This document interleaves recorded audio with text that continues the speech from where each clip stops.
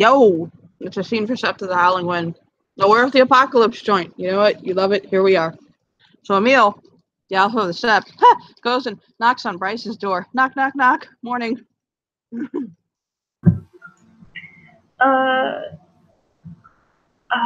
Bryce wakes up. I think he probably passed out on the couch.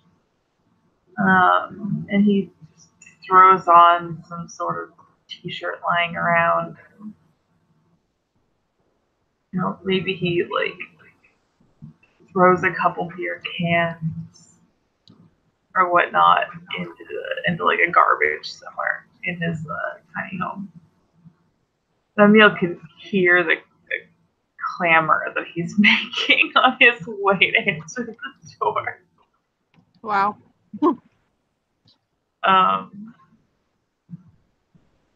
And he opens it, and his his initial face is, yeah, and then he sees that it's Emil, the Sept Alpha, and his eyes just get kind of wide.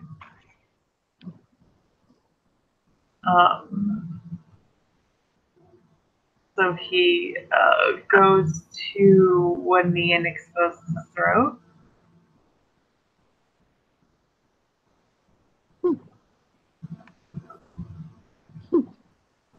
Emil, I mean, they get a finish self out, but he doesn't really care when people go that hardcore. And he'll just nod at him. He's holding in his hand a coffee tray with 2 cups of coffee from Starbucks and a paper bag.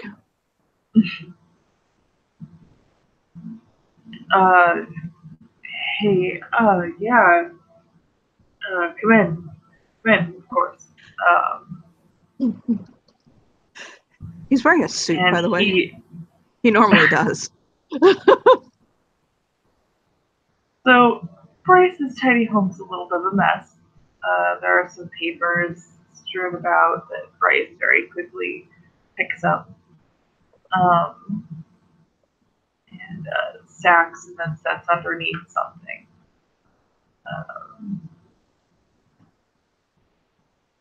And basically just, makes sure that it's clean enough and comfortable enough for Emil to sit down.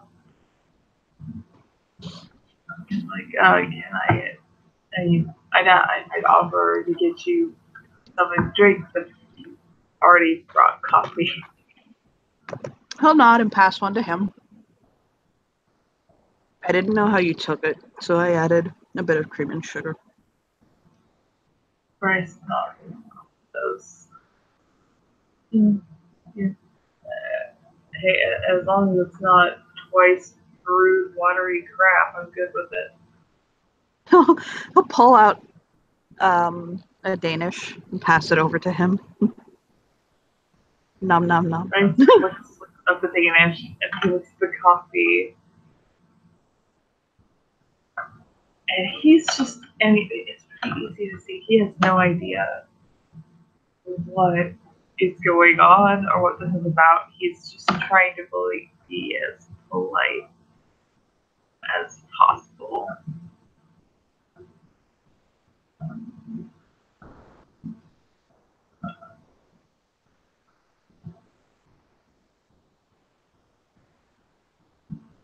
You look like you had a rough night.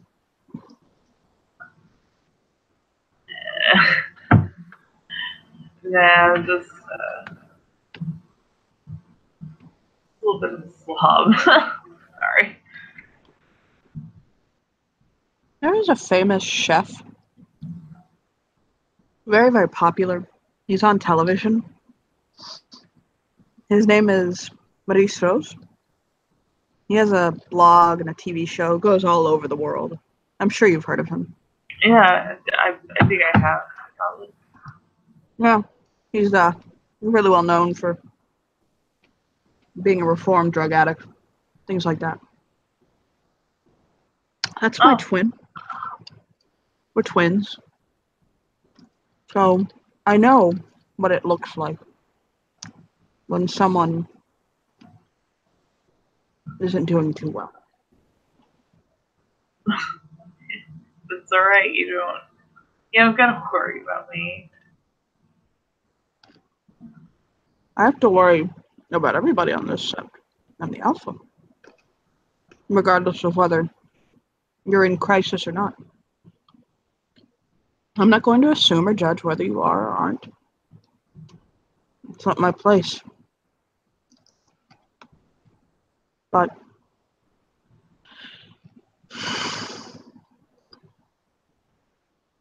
I'm just worried about you.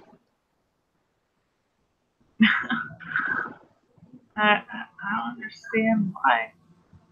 I've been going just fine for a few years now, plenty of years now.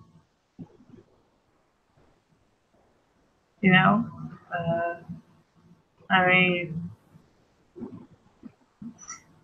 I started making friends, I guess. You know, I'm good.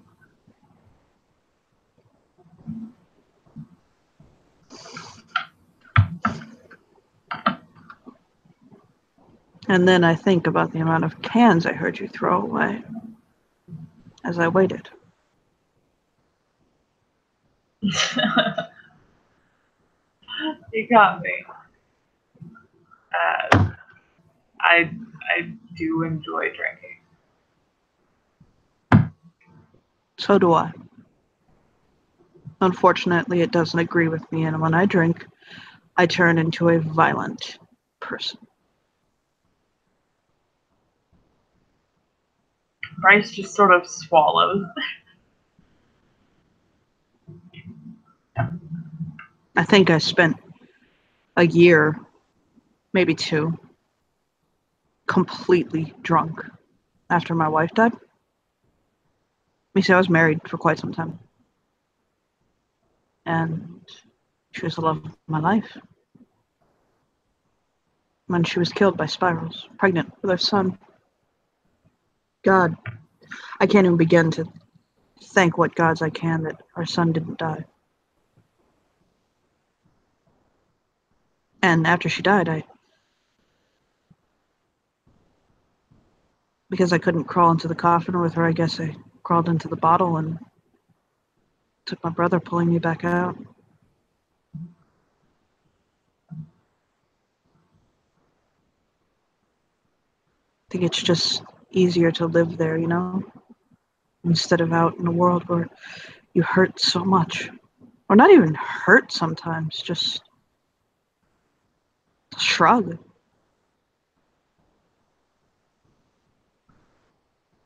Sometimes you can't even really put your finger on what the feeling is.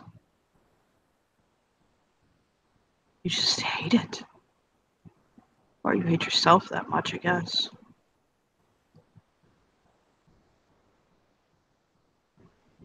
I don't know why you do what you do. Bryce just sort of sips his coffee. They chews on the Danish a minute. No.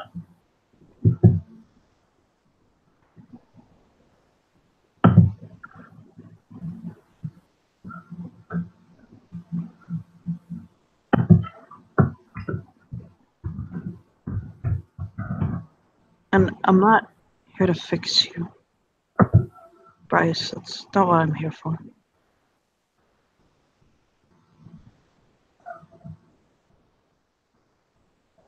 I have this really funny idea. Do you want to hear it? All right, hit me with it. You see, when a lot of people are struggling or not doing too well, or dare say even fucking up, the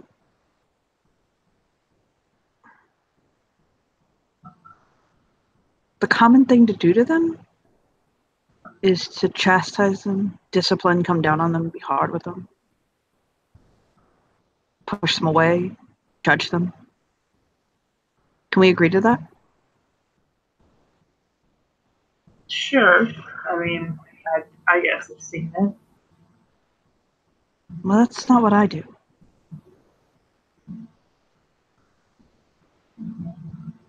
I just try to listen and support the person, surround them in love, understanding, compassion.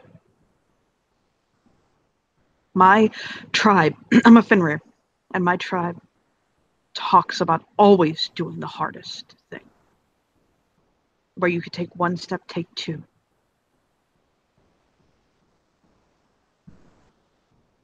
It's easy to judge people, to push them away, to not listen, to try to force them to do what you think is the best thing.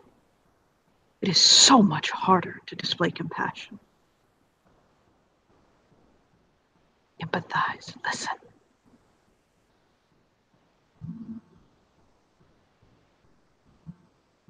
I just feel like you don't have anyone who listens to you.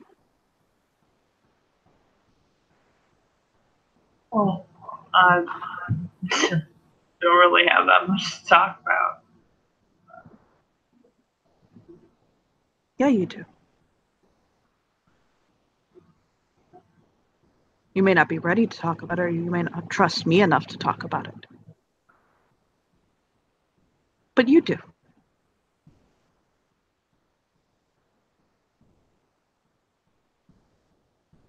I'm just a single guy who loves life.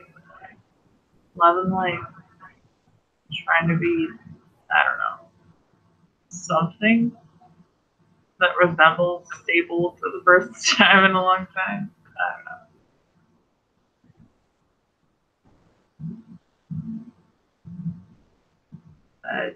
I ain't hit rock bottom. I know I haven't. There's no rock bottom. And people think that you're only in trouble when you hit it.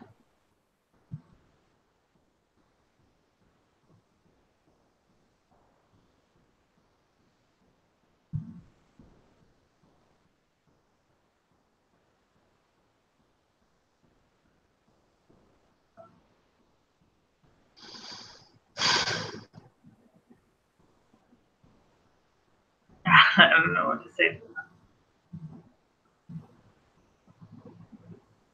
Why don't you tell me the truth? Because you're not.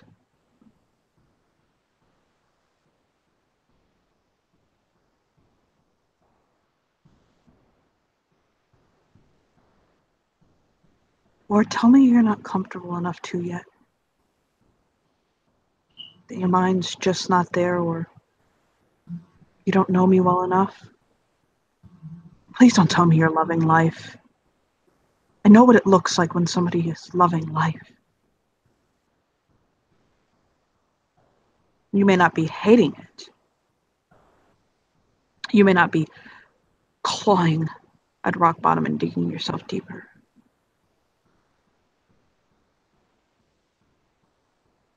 But you're not okay.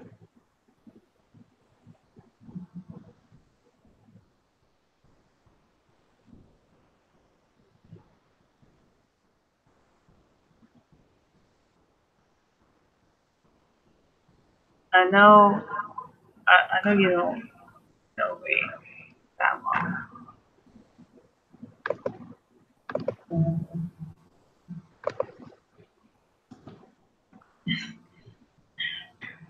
Well, fuck me, but it's honest truth. I might even like to change that. But this is just a small rough patch. Alright, a medium size rough patch. If you want, I can stop using on ground. If I'll make you happier. I can just not even bring it here. I'll shrug. It's not for me. I don't want to see this medium patch turn into a large patch. Well, what I'm hoping is that I caught you before you spiral out of control. That's the last thing I want for you.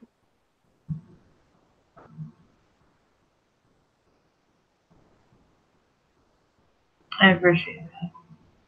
And Emil can see Bryce's face go from the, playful smile, half smirk, like a more serious one.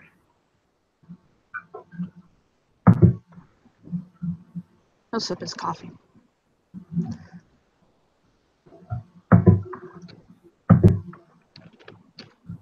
I know I've been here for a little while.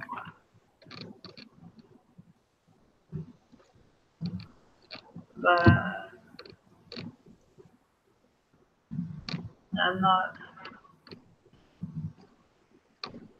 I don't tend to stick around Seps long.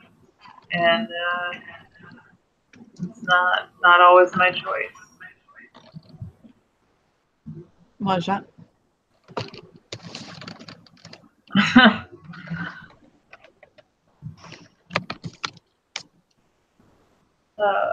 Let's call them the indiscretions of youth.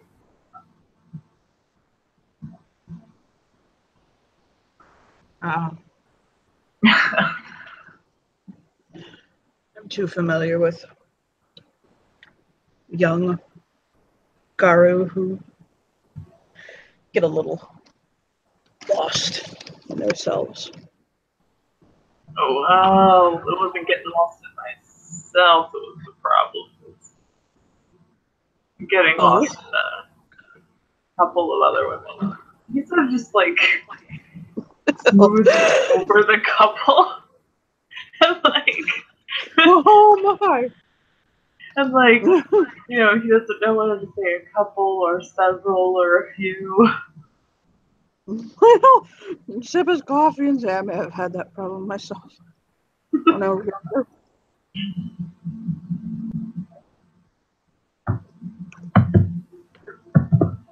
My Pascal and I, this is the charming one when we were younger, before I married and settled down. I was the one that they used to always have to say, but no, he really is okay, it's fine. You can believe it.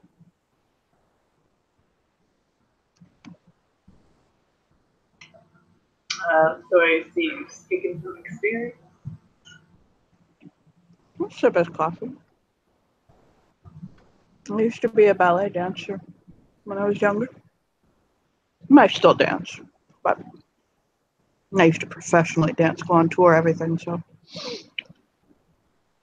backstage is nothing but drugs and drama. It's sex.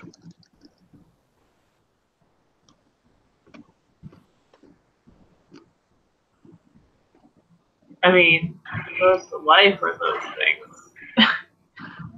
I'm not. It's the life of an entertainer. And people think that ballerinas, ballet dancers, keep their body in top prime. Yeah, that's true. The athleticism it takes to pull off the moves we do on stages. But I snapped my Achilles tendon in the middle of, I think it was Snow White. And the only thing that kept me going was a line of coke as long as my forearm.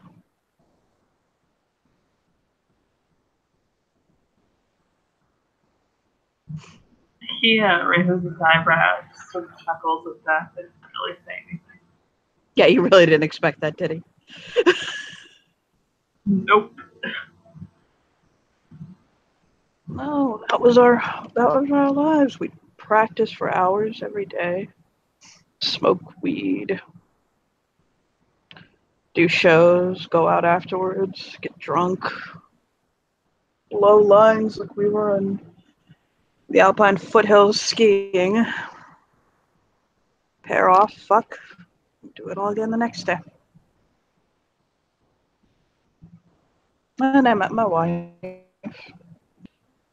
My twin's best friend, actually.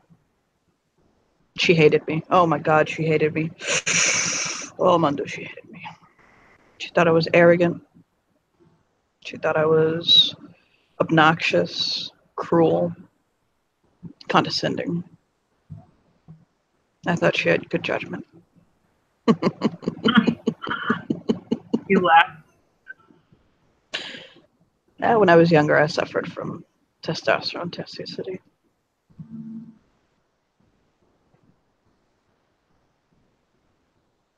Not, you fell in love, got married.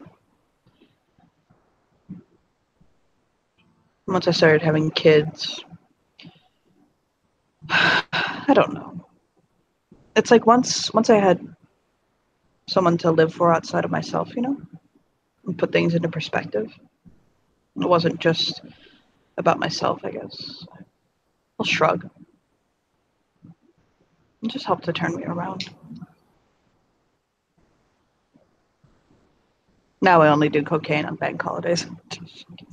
You can tell he's kidding. He'll shake his head. He doesn't do cocaine. Bryce chuckles and just shakes his own head.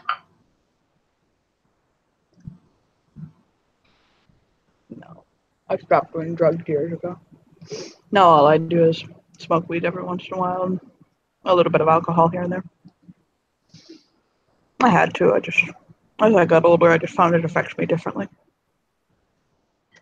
Bryce sort of shrugs the air of someone saying fair enough without actually saying words. He gets it.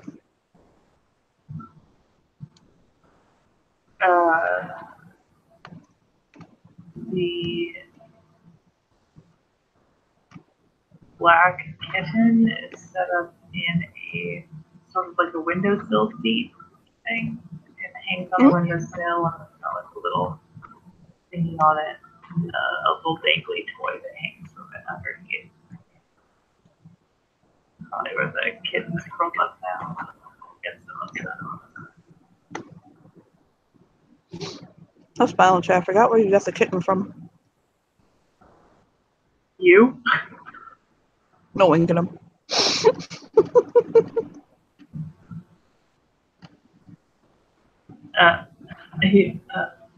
I thought that was an out of character thing. Sorry. No. Bryce shrugs and he says, "A cat gave it to me." A cat gave it to you? The cat gave you the cat? Yep. So you could cat while you cat? Apparently.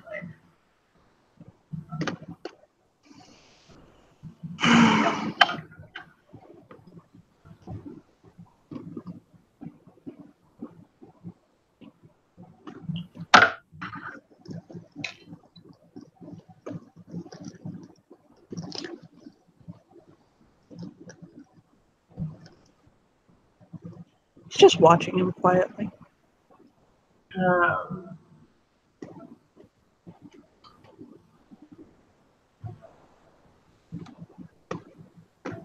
So I took the apprenticeship on that. I helped Alyssa.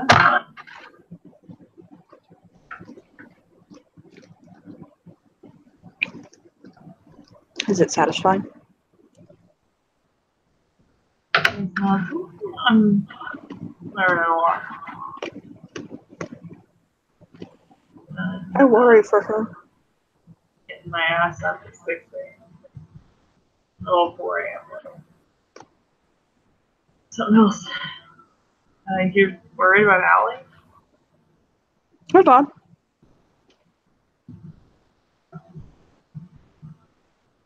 Alright. I don't like her lover.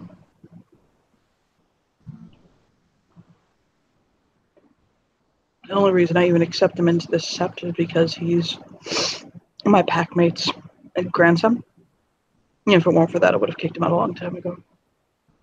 He is angry. and I fear abusive and controlling. And he hides it behind a caring mask.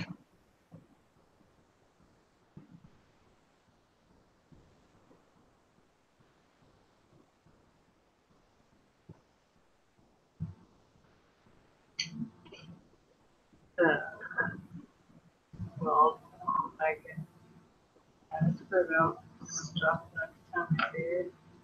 She won't say anything. He just shrugs. No, there's nothing I can do about it. I just don't like it. I mean, just make sure that she's not getting like beat up or whatever.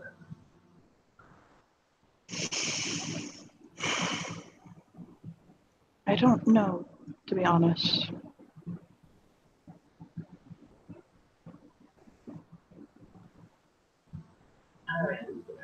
I'm not her mate. Didn't seem. Look at that guy. You cut out a little bit, honey. What did you say? I met her mate, and he didn't seem like a bad guy. I'll look away and nod. Okay.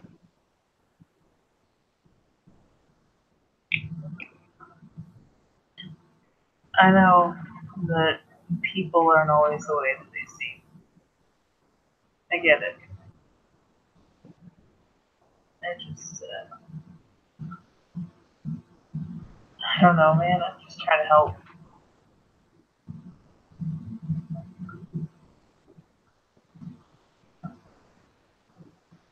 He makes a note about something involving Bryce and kind of like ticks it away.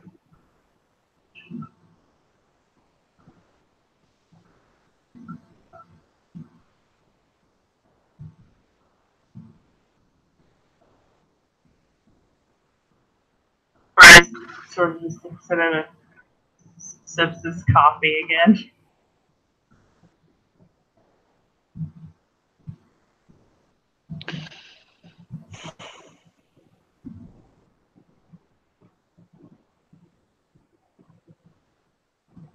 Should get out for a little bit at some point. It's a beautiful day. Yeah. Yeah, I was planning on getting out.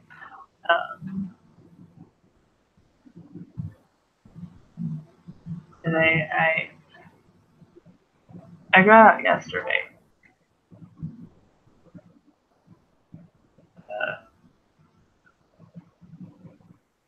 Yeah. I'll smile at him. He actually gets up. He'll kind of toss his paper cup in the garbage can. He cleans up after himself. Apologize for the place being a mess. Would you like me to send over one of my kinfolk to help you straighten up a little bit later? Oh, how can I repay you? I didn't ask you to. Don't worry. All right. My alpha has something that he says, and he taught me a long time ago. My alpha, the alpha of my pack, says if I have nothing to give, then what have I gained?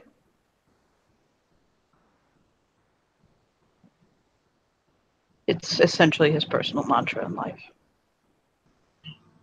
I'm not saying that you have nothing to give me. I just don't need anything for you from this.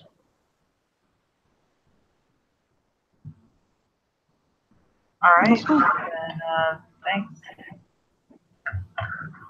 I'll nod at him.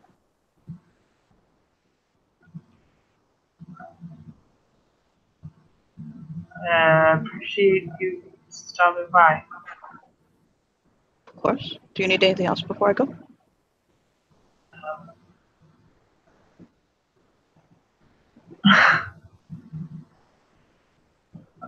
No,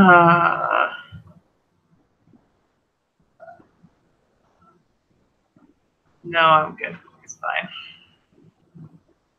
Are you sure? He looks at him as though he wasn't sure that was a hesitation or a brain fart. Yeah, I'm sure. At least you didn't ask me to hug you. No, man, I'm good. I'll just shake his head. He'll make a phone call. Does Bryce know French, by the way? Nope, not yet. Yeah, he'll speak in French as he's walking away.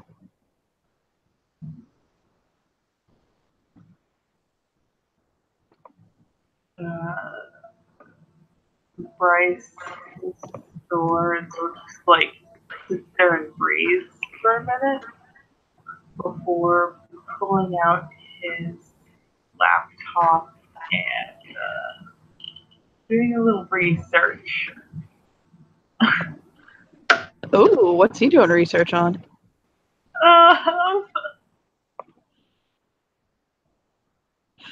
What is our deal? What is our dear doing research on? Our dear is doing research on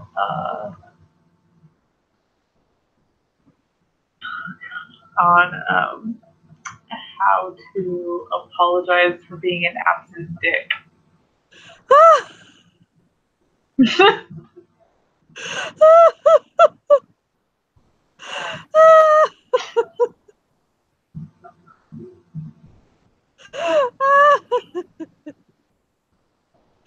I'm laughing my ass off. A bit later, he gets a knock on his door. Okay.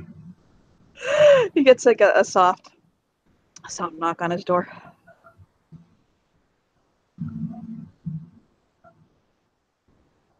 Okay, so he puts the computer away, pretty sure that he's just figured out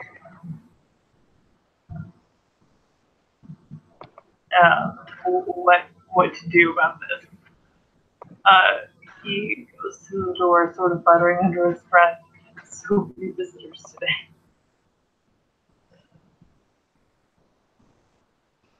And he opens the door. This girl smiles at him.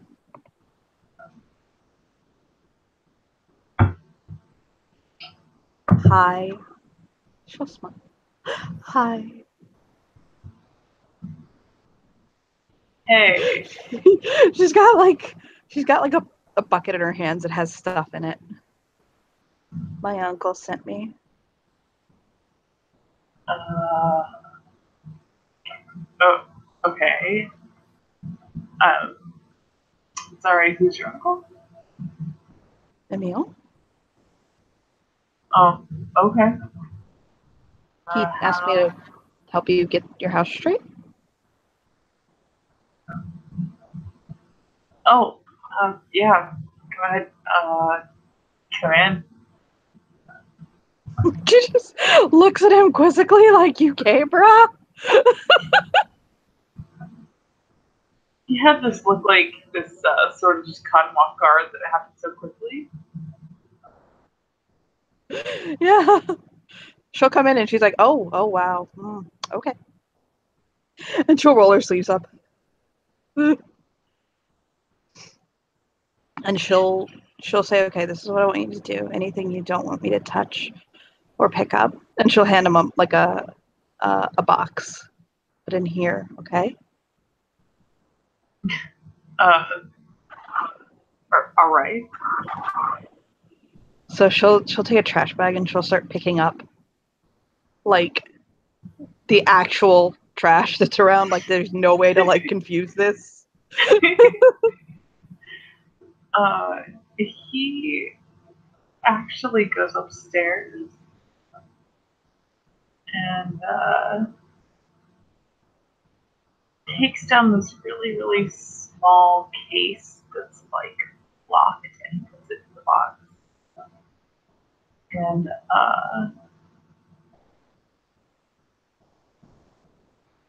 like he basically puts a bunch of different things like the stack of papers that he stacked earlier. He puts in box actually. Mm-hmm. All right. What do I do with this? Just. Do you have a car? Put it in it, I guess. I don't know. Just put it somewhere out of my way. All right. He steps outside. He puts it like to the side of the teeny tiny porch. So yeah, she'll strip the bed and like put that stuff in like the laundry, like in the washing machine, and she'll put like his dirty clothes in the washing machine. And she literally just starts cleaning this fucking house top to bottom. Like she like every once in a while she'll get him to like lift something or move something or put stuff away, but it doesn't seem to bother her. Like she'll tell him to put his pillows out to like air and like flip the mattress, and like she does make him help her. Like she's not doing it all by herself.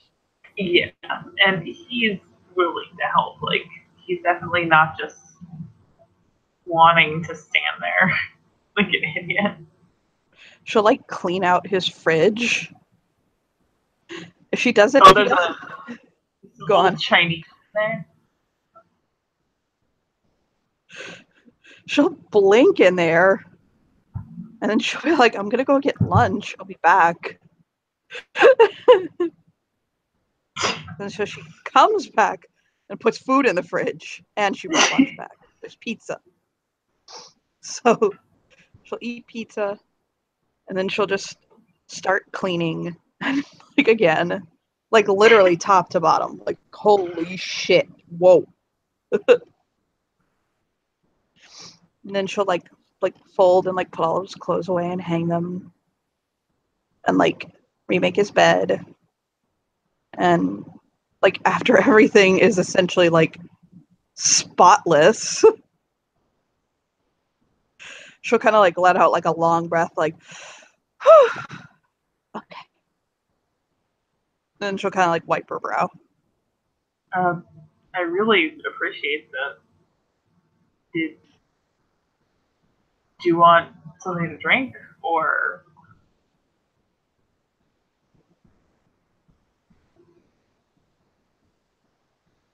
Sure. She'll smile. Okay. Water, tea, or beer? You have more things to drink than that now. So mad at him.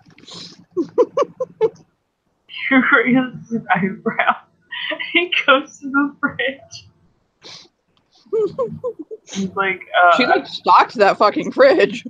All right, so I can get you anything from the fridge that you put in here. Have some pink lemonade, please. Sure. And he'll make them both a glass of pink lemonade. And he hands it to her. She'll open it and sit down.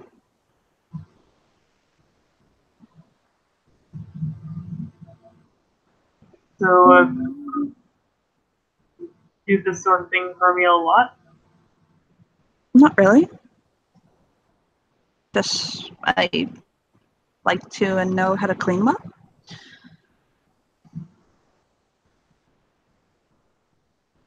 I don't know, it helps me de-stress. I'm not overly stressed right now, but he said someone needed help, so I was like, sure. Well, thanks. I'm not really sure how I could. I know Emil said not to like try to repay you guys, but I don't know. Like, is there some way I can repay you? So she lifts her brow and gives him a smirk and says, I can think of a few ways.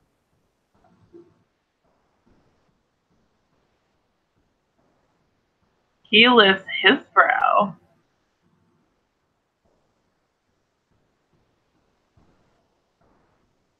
All right. I'd be real interested to hear those. She'll finger stroke the air. Come here. Like, come here.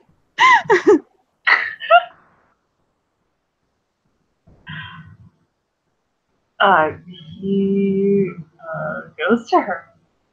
Steps to her. He has no idea what is coming next. Today has been the biggest bowl of surprises. So she'll run her hands up his strong chest. She can tell beneath the sort of like a shirt,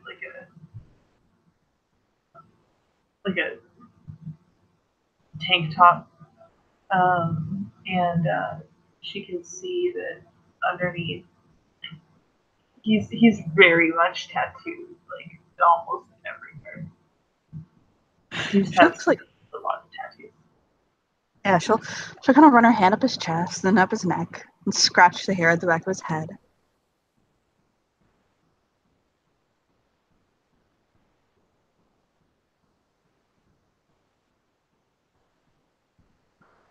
He takes a deep breath, or just lets it out with the kind of sound someone would make if they were eating some really great food. Just a. So what I'm thinking, and she'll kind of bite her lip and she'll press herself against him. Involves pillows. And she'll bite her lip. Sheets.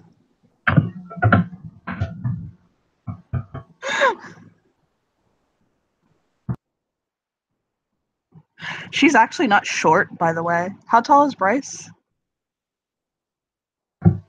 I'm pretty sure Bryce is close to 6 foot. Yeah, she's about 5'9". Yeah, I think Bryce is like 5'11". Yeah, so this is not like a small girl pressing to him. She'll kind of loosely. Yeah, it's not a small girl, definitely not an ugly one either. And she'll kind of wrap her arms around his neck and bite her lip. Blankets. She brought her lips to his ear to say that one. It's about this time. She can feel that things are beginning to get a little uncomfortable for Bryce. In the bad way or the good way? No, in the best way possible. And she'll just wrap her arms around his neck and she'll brush her lips against his. He sets his hands on her hips. So, Bryce, I want you to take me upstairs. And I want you to make the most epic blanket fort with me.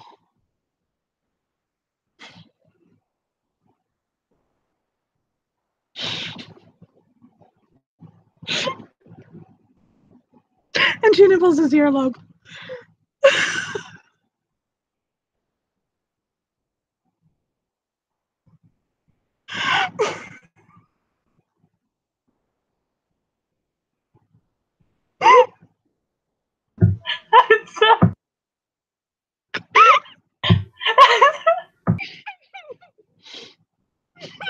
Every time I go to answer, I just start laughing again.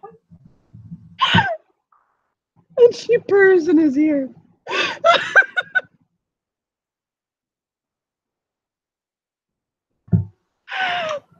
So,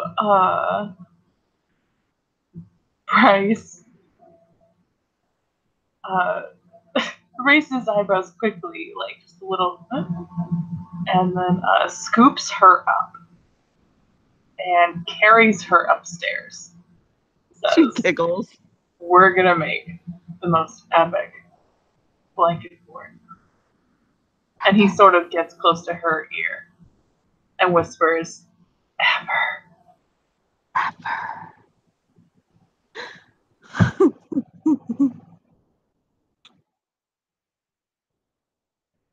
I take it we can end our scene there, right? Yes. Yay! Thank you players for playing and thank you watchers for watching. That's you.